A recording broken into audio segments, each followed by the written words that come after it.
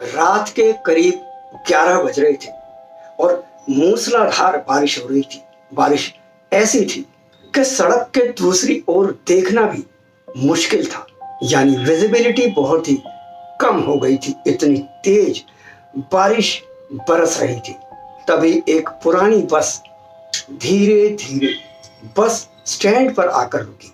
उस बस में से कई यात्रियों के साथ एक व्यक्ति, एक इंसान जिसका नाम आकाश था, वो भी उतरा। उसके हाथ में एक छोटा सा ब्रीफकेस था। अब ये जो इंसान था यानी आकाश, करीब 29 साल इसकी उम्र थी और देखने में बहुत ही खूबसूरत था, हैंडसम था। कोई भी अगर उसकी तरफ देखे तो आकर्षित हुए बिना रह ही नहीं सकता था। ये बस से उतरा, बारिश तेज हो रही थी।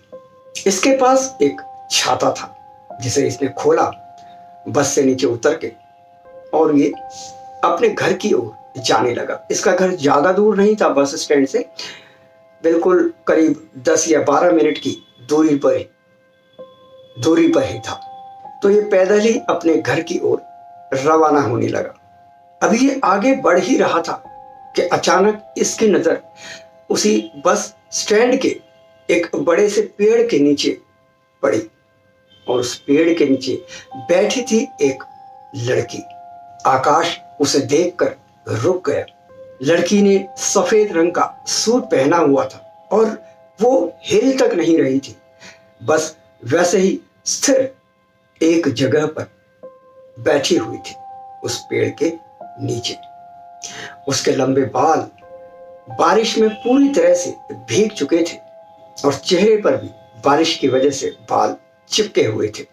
आकाश कुछ देर उसे यूं ही देखता रहा और उसके बाद उसके अंदर इंसानियत, कहते हैं ना, इंसानियत का भाव, मदद करने का भाव, वो जागृत हुआ, जाग उठा। और जब ये भाव जागा तो वो उस लड़की के पास गया। आप यहाँ अकेली क्या कर रही हैं? उसने उस लड़की की ओर मुखातिब होकर पूछा। लड़की ने धीरे धीरे अपना सर ऊपर उठाया। वो पूरी भीगी हुई तो थी। इधर जब आकाश ने उसकी आंखों में देखा तो उसकी आंखों में जैसे खो गया। इतने खूबसूरत उसकी आंखें थी और चेहरा भी बहुत ही खूबसूरत था। हालांकि उसकी आंखों में, इन खूबसूरत आंखों में एक उदासी भी थी जो कि शायद अभी आकाश पढ़ नहीं पाया था। उस लड़की ने जवाब दिया, मैं बारिश रुकने का इंतजार कर रही हूँ। आकाश ने चारों तरफ देखा, बारिश के हालात देखे, जिस तरह से बारिश, मूसलाधार बारिश हो रही थी। तो उसने फिर लड़की की ओर मुखातिब होकर कहा कि जिस तरह से ये बारिश हो रही है, लगता नहीं है कि ये बहुत जल्दी रुकेगी। ये बारिश तो रात भर भी बरस सकती है। अगर आप चाहें तो मेरा घर पास में ही है, सिर्फ 10 से 12 मिनट के फासले पर। आप मेरे साथ चल सकती हैं और मेरे घर में रुक सकती हैं। जब बारिश खत्म हो जाए, रुक जाए, तो फिर आप अपने घर को जा सकती हैं। अब ये लड़की कुछ पल एकदम स्तब्ध रहती है, चुप रहती है, फिर आकाश की ओर बड़े गौर से देखती है और कहती है, आपको मुझसे डर नहीं लगता? तो आकाश हल्का सा मुस्कुराया और बोला, आपसे? बिल्कुल नहीं, बल्कि डरना तो आपने मुझसे चाहिए। आखिर मैं आपको अपने घर ले जा रहा हूं, एक अनजान आदमी। लड़की के होठों पर हल्की सी मुस्कान आई और उसने कहा, ठीक है फिर चलिए। करीब 12-13 मिनट में दोनों आकाश के घर पहुंच गए। आकाश ने दरवाजा खोला, यानी लॉक खोला, दरवाजा खोला। अब जैसे ही ये एंटर हुए, लड़की जैसे ही एंटर हुई, वो एकदम से रुक गई। आकाश ने पूछा, क्या हुआ? लड़की ने कहा, नहीं, कुछ नहीं। आकाश ने भी इस पर ज्यादा ध्यान नहीं दिया और वो दोनों घर के अंदर एंटर हो गए।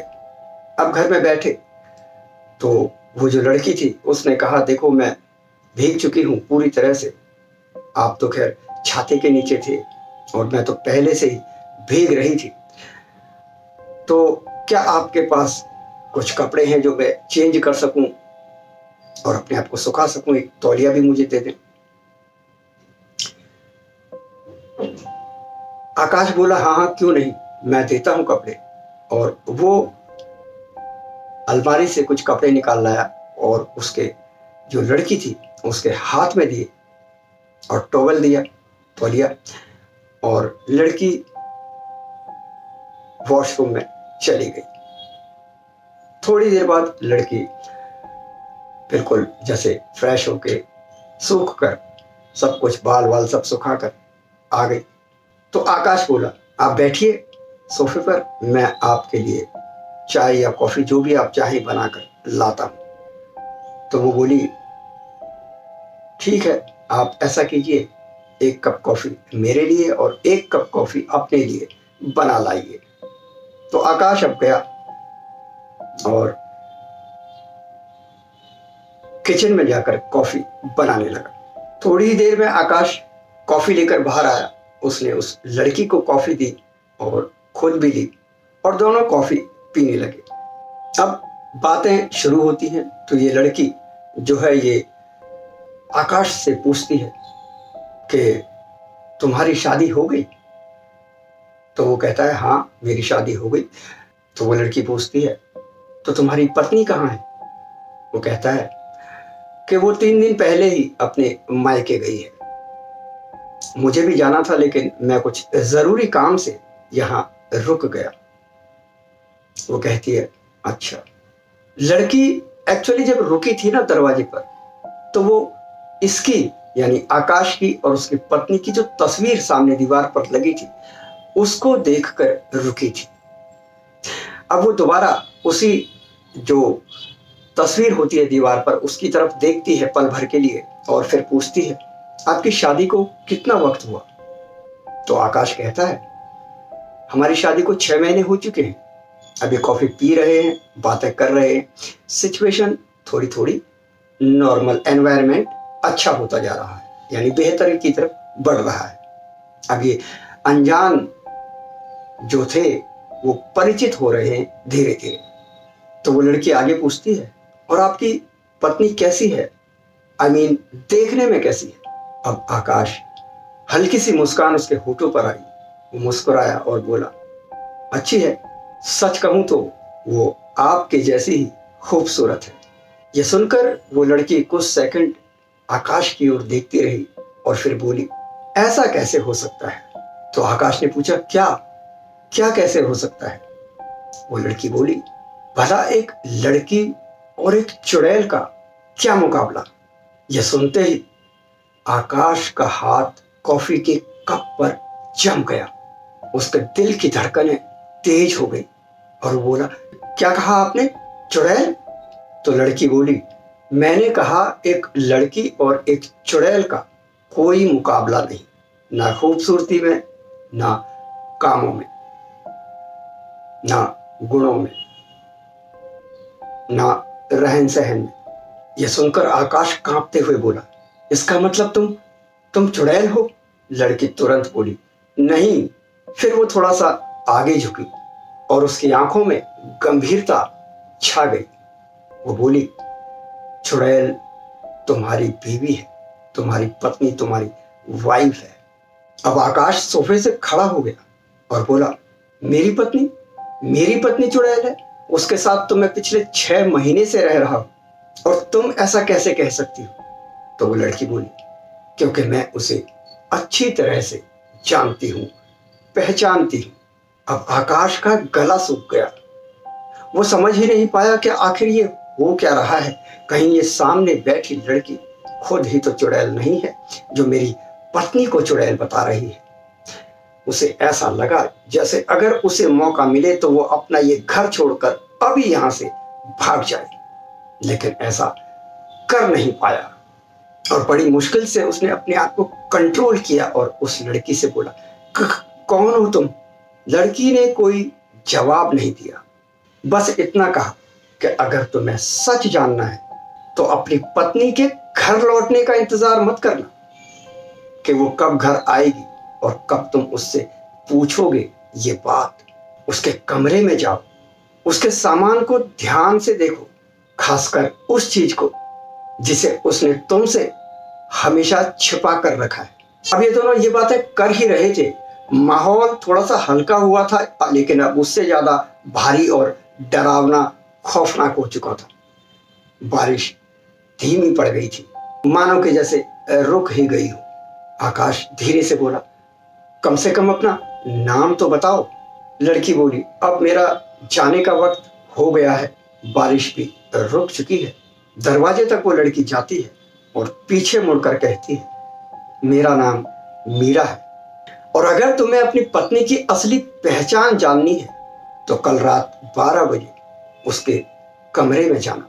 इसके बाद जैसे ही वो लड़की बाहर निकली, दरवाजा अपने आप, जो मेन डोर था, वो बंद हो गया।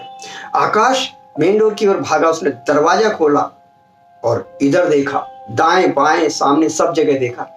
वो लड़की जिसने अपना नाम मीरा बताया था, जिसके साथ ये अभी तक बातें कर रहा था, वो इसे कहीं नजर नहीं आई। अब ये और ज्यादा परेशान हो गया, डर गया, खौफ से भर गया कि ये लड़की इतनी जल्दी तो कोई गायब नहीं हो सकता, कोई जा नहीं सकता। आखिर वो मुझे जाते हुए तो दिखाई दी थी। अब पूरी रात आकाश सो नहीं पाया। एक तो अकेला, ऊपर से उसे ऐसी बातें वो लड़की कहकर चली गई कि तुम्हारी पत्नी चुड़ैल है।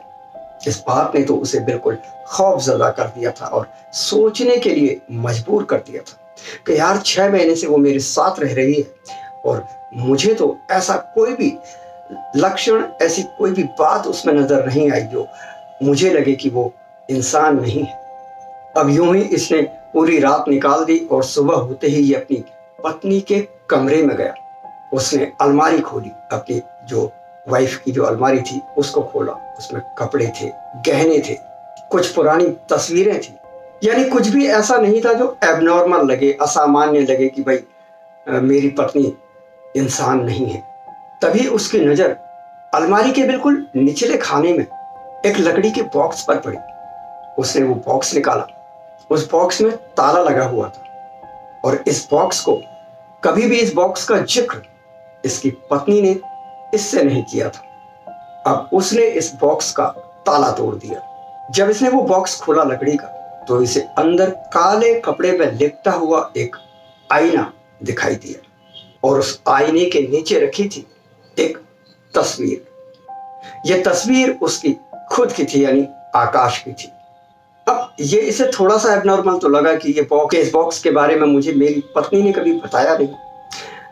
शीशा काले कपड़े में क्यों लिपटा है और तस्वीर, फिर इसने मतलब कहते हैं ना 50-50, थोड़ा सा कंफ्यूज हो गया। बोला कि हो भी सकता है मेरी तस्वीर है, मेरी पत्नी नहीं रखेगी तो कौन रखेगी, और काले कपड़े में ये शीशा छुपा कर रखा है, आएगी तब पूछ लूंगा। अब इसने वैसे के वैसे सारा सामान रख दिया और ये उसके कमरे से बाहर आ गया। पूरे दिन ये अपने काम वाम पे लगा रहा, काम पे गया और रात के 12 बजे, जैसा कि उस लड़की मीरा जिसने अपना नाम बताया था, उस लड़की के कहने पर रात के 12 बजे ये अपनी पत्नी के कमरे में गया। कमरे में अंधेरा था, इसने लाइट जलाई। इसने वही लकड़ी का बॉक्स निकाला, क्योंकि सारी चीजें तो इसके लिए नॉर्मल थी, बस वही एक चीज थी जो इसे थोड़ी सी असामान्य लग रही थी। और वो जो शीशा था, इसने वो शीशे के ऊपर से वो काला कपड़ा हटा दिया। अब शीशे में देखने लग गया। 1 मिनट हुआ, 2 मिनट हुए, 3, 4, 5 मिनट हुए। अचानक से इसने देखा कि ये तो अब उस शीशे में इसका प्रतिबिंब, इसका जो मिरर इमेज है, वो तो बन ही नहीं रहा। यानी ये सामने तो है उस शीशे के, लेकिन उसमें दिखाई नहीं दे रहा। इसका अक्स उसमें शीशे में नजर आ ही नहीं रहा। ये चकरा गया। इसकी बुद्धि ने काम करना बंद कर दिया कि ये कैसे हो सकता है। इसका शरीर ठंडा पड़ने लगा, जैसे बर्फ में जम रहा हो। अचानक से क्या देखता है कि उस शीशे में एक औरत दिख रही है, नजर आ रही है। और ये औरत कौन थी? उसकी पत्नी, उसकी बीवी। इसने पीछे घूमकर देखा, लेकिन पीछे तो कोई नहीं था। तो फिर इसका मतलब यह हुआ कि वो इस शीशे के अंदर थी। इसकी पत्नी तो थी, लेकिन उसकी आंखें नॉर्मल इंसानों जैसी नहीं लग रही थी, बल्कि बिल्कुल काली थी। और तभी आईने में से इसकी पत्नी इससे क्या बोलती है, तुम्हें किसने बताया? आकाश वहीं जम गया, क्योंकि ये आवाज तो उसकी पत्नी की ही थी। आईने में उसकी पत्नी अब धीरे धीरे मुस्कुरा रही थी और आकाश देख पा रहा था कि उसकी पत्नी की जो खाल है, जो स्किन है, वो धीरे धीरे जैसे गल रही थी, सड़ रही थी। उसकी आंखें बाहर निकल कर आ गई थी और वो खुद भी अब उस शीशे से बाहर की ओर आ रही थी। उसके हाथ बाहर को आने लग गए, उसके बाल बाहर को जमीन को छूने लग गए। ये देखकर आकाश ने हाथ से शीशा छोड़ा और वो बुरी तरह से चीख पड़ा और उस कमरे से बाहर की ओर भागा। घर से ही बाहर भाग लिया और अपने घर से काफी दूर जाकर इसने देखा कि एक चाय की स्टॉल है जो खुली हुई है, वहां जाकर बैठ गया। इसने चाय पी तो जो चाय वाला था उसने भी जब आकाश को देखा तो बोला कि आज तो बारिश बहुत हुई है, अब तो खैर थम चुकी है, लेकिन लगता है आपको चाय की इतनी तलब हुई कि आप रात के इस समय चाय पीने आ गए, वरना इस मौसम में, यानी इतने खराब मौसम में कौन ही आता है। तो आकाश बोला, हाँ हाँ बिल्कुल, मेरा मन था कि मैं एक कप चाय पीऊं। तो चाय पीने लग गया। तभी देखता क्या है कि सामने एक लड़की खड़ी है। कौन? वही लड़की, मीरा। और ये उसे देखते ही आवाज देता है, मीरा मीरा। वो लड़की इसके करीब आती है और उससे कहती है, अब तुम्हें सच पता चल गया?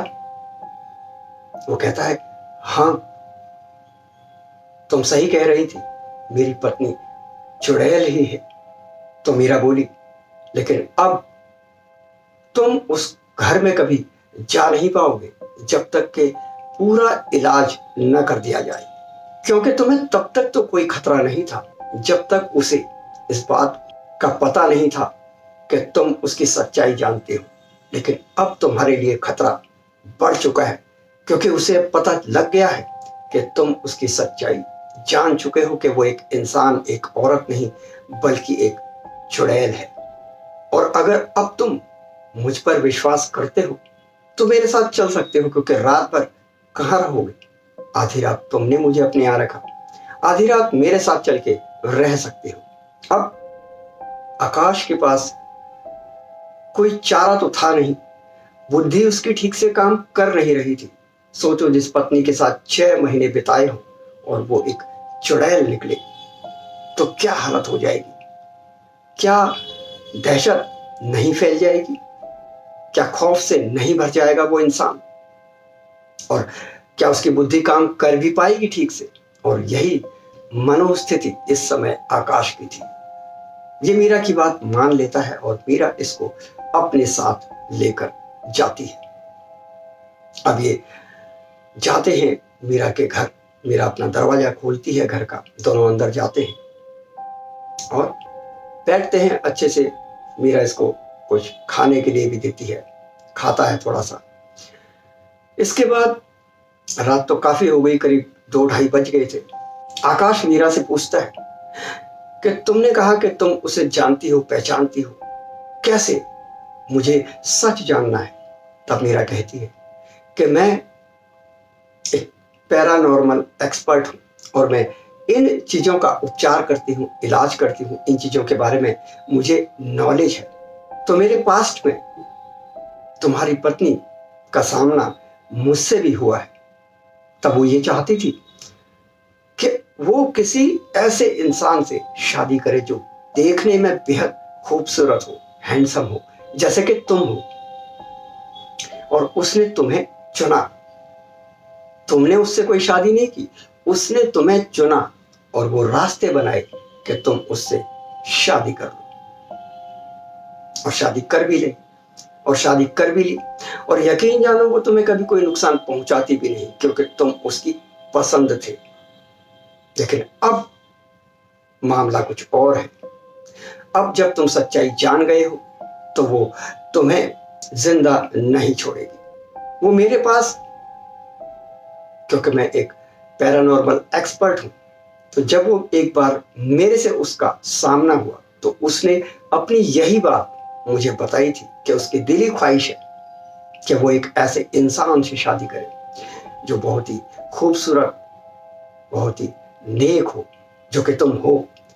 तो उस वक्त मैंने उसे उसकी इच्छाओं की पूर्ति के लिए मना कर दिया था। मेरे पास तो वो इसीलिए आई थी कि मैं अपनी इस एक्सपर्टाइज का उसको लाभ दे पाऊं, यानी उसके लिए ऐसा इंसान ला पाऊं, चाहे वो किसी भी तरह की एनर्जी में भेजूं, पर उसके लिए वो इंसान ले आऊं जिससे कि वो शादी कर सके। तो मैंने मना कर दिया। तब से वो मुझसे भी दुश्मनी मानती है और उसने कोई ना कोई रास्ता निकाल लिया जिससे कि आज तुम उसके पति हो। तो आकाश, अब ये फैसला तुम्हें करना है। तुम्हारे पास अब सिर्फ एक रास्ता बचता है और वो रास्ता ये है कि मैं तुम्हारे लिए वो अनुष्ठान करूं, वो पूजा पाठ करूं कि जिससे वो तुम्हें छोड़ दे। और अगर तुम इसके लिए राजी हो तो हम कल ये काम कर सकते हैं, लेकिन इसके लिए हमें उसी घर में जाना होगा। आकाश थोड़ी देर सोचा और उसके बाद बोला, हाँ, जब यही एक रास्ता बचा है तो इसे कर लेते हैं। अब अगले दिन मीरा और आकाश दोनों ही रात को करीब 10 बजे इनके घर पे जाते हैं। आकाश तो अब जाने में भी डर रहा था, लेकिन मीरा कहती है कि मेरे होते तुम्हें डरने की जरूरत नहीं है। और उसके बाद ये पूरे घर को बांटते हैं, पवित्र जल छिड़कते हैं और वहां अनुष्ठान करते हैं, जिसके करने के करीब एक डेढ़ घंटे बाद वो जो इसकी पत्नी होती है, वो चुड़ैल के रूप में, जिसके भयानक दांत बाहर निकले होते हैं, चेहरा जिसका बहुत ही खतरनाक दिखाई दे रहा था, आंखें जिसकी एकदम लाल अंगारों सी चमक रही थी, वो सामने आती है और कहती है, तूने पहले भी मेरा साथ नहीं दिया मीरा, तो तुझसे तो मेरी दुश्मनी पुरानी है। तूने इसको सच बताकर ठीक नहीं किया। आखिर मैं कर ही क्या रही थी? एक इंसान से मैंने शादी ही तो की, प्यार ही तो किया। तो मीरा कहती है कि इंसान और चुड़ैल का ये कोई मेल नेचुरल नहीं है, प्राकृतिक नहीं है, और इसीलिए मैंने कभी तुम्हारा साथ नहीं दिया और आज भी नहीं दूंगी। दोनों के बीच वाक युद्ध होता है। उसके बाद दोनों के बीच काफी सारी शक्तियां एक दूसरे से टकराती हैं दोनों की, लेकिन अंततः मीरा जीत हासिल करती है और वो जो पत्नी होती है इसकी, जो चुड़ैल होती है, वो वहां से भागने पर विवश हो जाती है।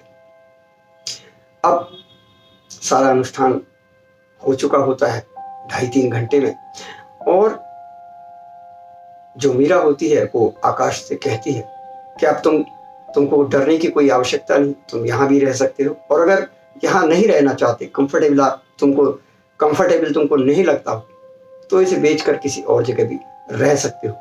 बहरहाल ये ताबीज अपने गले में कम से कम 6 महीने तक डाले रखना, एक ताबीज मीरा आकाश को देती है।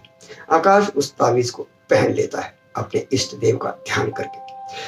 दोनों ये रात उसी घर में बिताते हैं और उसके बाद मीरा अगली सुबह जब जाने को होती है तो आकाश कहता है, तुमसे अगर मिलना हो तो कहाँ मिल सकते हैं?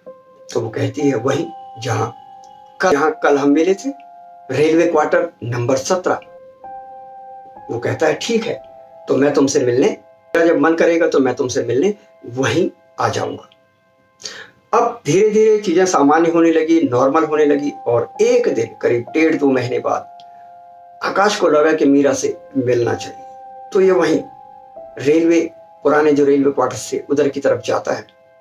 तो इसे कुछ लोग बाहर मिलते हैं, तो ये उनसे पूछता है कि क्वार्टर नंबर 17 किधर पड़ेगा?